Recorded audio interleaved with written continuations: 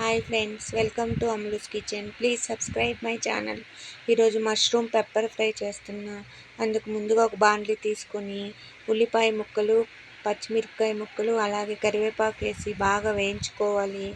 మష్రూమ్ని ముందుగా ఉప్పు నీళ్ళల్లో వేసి బాగా వాష్ చేసుకొని 2-3 సార్లు శుభ్రంగా కడిగి పెట్టుకోవాలి.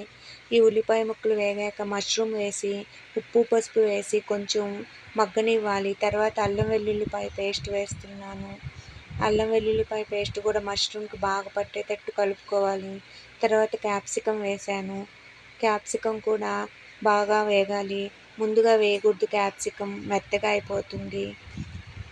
ఇలా వాటర్ అంతా ఇంకిపోయేలాగా బాగా ఉడకనివ్వాలి. తర్వాత ఇందులో garam masala powder, pepper powder వేసి బాగా కలుపుతున్నాను.